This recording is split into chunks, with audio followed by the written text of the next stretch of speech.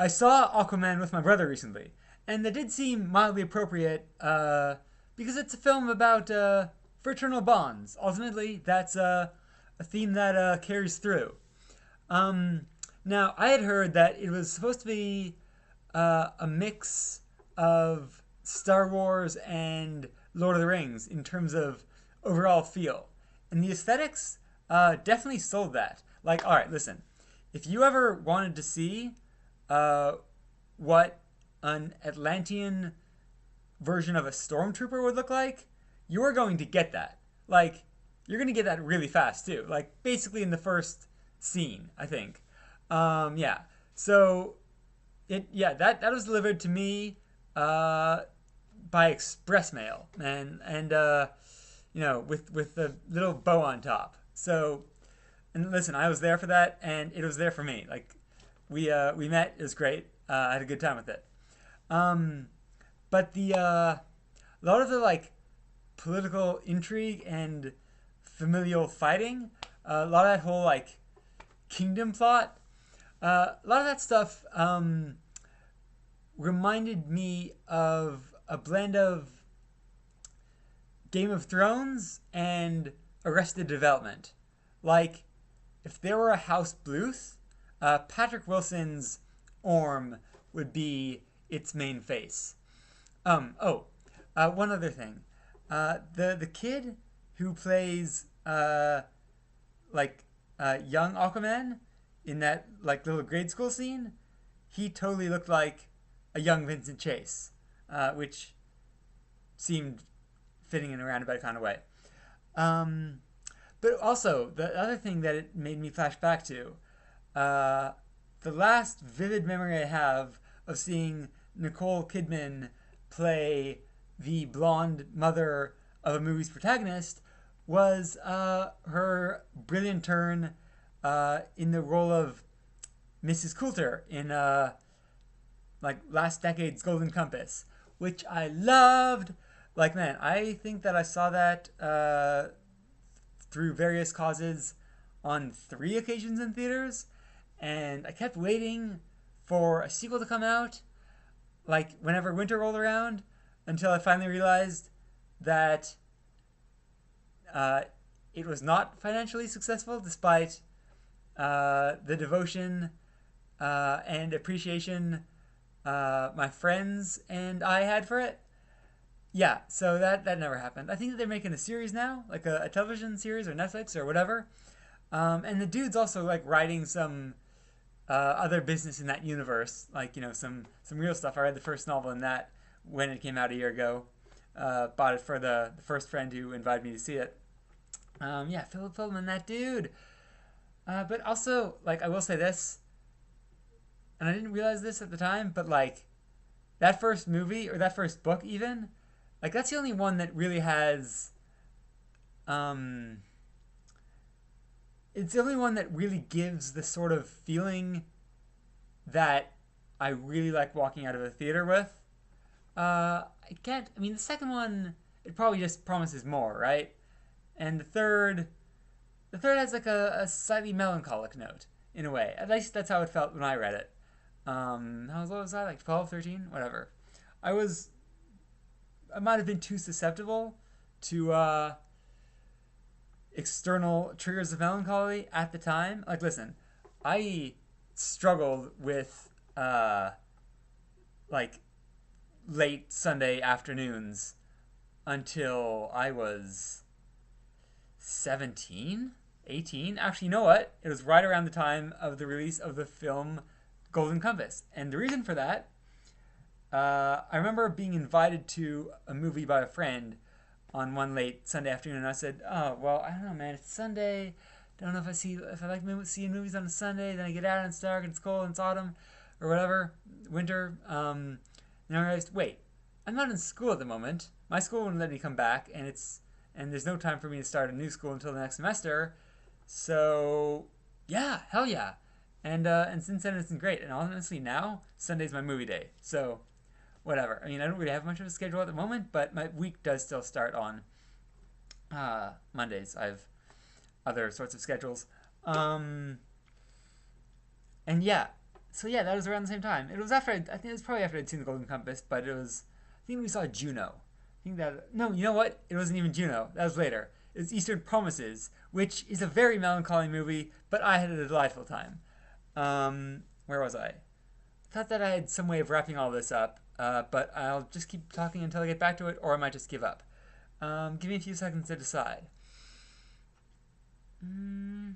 Sunday. Oh yeah, melancholy ending to the book. But you know what? I still have very fond memories of the his Dark Materials series overall, and that one little movie, that abortive uh, beginning to a cinematic franchise, it'll always hold a special place in my heart, and it might be uh, better than a full trilogy could have been. Who knows? Like, listen, Sam Elliott, Lee Scoresby, The Aeronaut, so good.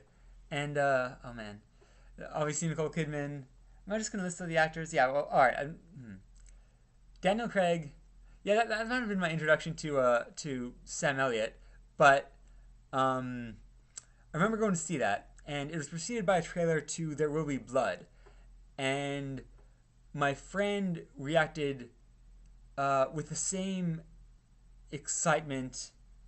The excitement he had for the trailer to There Will Be Blood was identical to that he felt for Sam Elliott in The Golden Compass, and the fact that their accents were similar made me think that they were the same actor. But no, Daniel Day Lewis was just playing like a role that might have been vaguely suitable for like a cowboy type, similar sort of accent maybe. I don't know.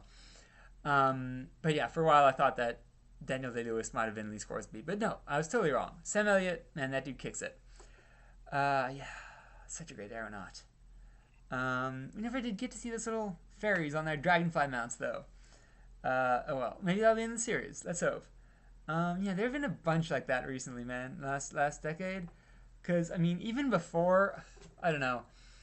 I remember seeing that first uh what's it called? What's the series? Mortal Instruments. Yeah, that first Instruments movie, and I'd never even seen. I'd never read the books by that point.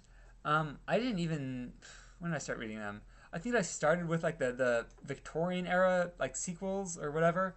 At some point in the last year or two, and then I thought, oh yeah, the writing's all right. I'll start with the main series too. But the yeah, even the television series had come out by then. Um, but yeah, I don't know. I think that it was the fall. There wasn't a lot that was out, and I saw Jamie Campbell Bower and that dude from The Hobbit and Being Human. Uh, you know, black hair, like hirsute in a pretty sort of way. He's like I don't know. To me, he feels like uh, the most androgynously like beautiful Wolverine could be without ceasing to be Wolverine. You know, he's like he's almost like metrosexual Wolverine. Um, and he has those. He always seems to be wearing fingerless gloves. And I can't fault him for that. And yeah, so he's playing a werewolf in that, and yeah, man, this is not gonna be a high ending, but yeah, no. So and what was I saying? This is a total tangent. Yeah, just yeah, all these fun films that don't do well enough to complete their like the sagas that were promised by their literary origins, But now all those are being turned into shows. I mean, listen, I only read a few of those A Series of Unfortunate Events books. I think my brother read the whole series, and I just, borrowed them occasionally. Um, that Netflix series, pretty good. Obviously, everyone loves it. But whenever something that had Jim Carrey in it is remade into a form that does not have Jim Carrey, I'm generally going to prefer the version that has Jim Carrey. Uh, Grinch, A Series of Unfortunate Events. I mean, The Mask was the movie that made me love Jim Carrey. And despite Jim or Alan Cummings' amazing turn in the role of Loki in Son of the Mask, I still can't really abide that movie, and I can abide a lot of movies. Um, like damn, listen. The weird thing about that movie came out in 2005 at the latest. And despite that, the version of Loki that Alan Cumming plays feels like a riff on Tom Hiddleston's Loki from 2011. I don't know, and like like the aesthetics are saying like there's nothing in the original Smiths that says that Loki must be like a slim like a tall pretty dude like with black hair and a long green coat and like and uh and yet like I mean in the originals he's like he has like he's known for his like fiery red hair just like Thor. um and I mean I don't know I think yeah, I mean, there have always been like various depictions of these gods. I mean, Marvel was not the first like place to have a blonde Thor. Like you can go back to like some like European art from like the Renaissance or whatever, and you'll see like like wild blonde Thor on a chariot with his goats. And but whatever, it's just weird. Like the resemblance is slightly uncanny, but yeah, that Alan Cumming dude, he's that's not like so that's one awesome god he's played. He also played Dionysus in a small run of uh, the Bacchae that I saw on was it Broadway? I don't know. It was definitely in New York. I can't remember. It was 10 years ago, and yeah, like they had like some original music for that production, and there's no cast recording. Like I've looked over the years, and like it was so small. It was like a limited run. Like it might have just been on for that summer. Like he originated and finished that role for that particular iteration. And the music they wrote for that particular production was stellar, man. I loved it. It was so good. It really sold what you want from that story. But yeah, the music is lost to time, just like the music from the original production in ancient Greece. So whatever. Some stuff I'll never hear again. Some stuff I've never heard because I don't have any memories from ancient Greece. And also he's Nightcrawler, who's like my favorite X Men. So yeah, that dude gets all the roles.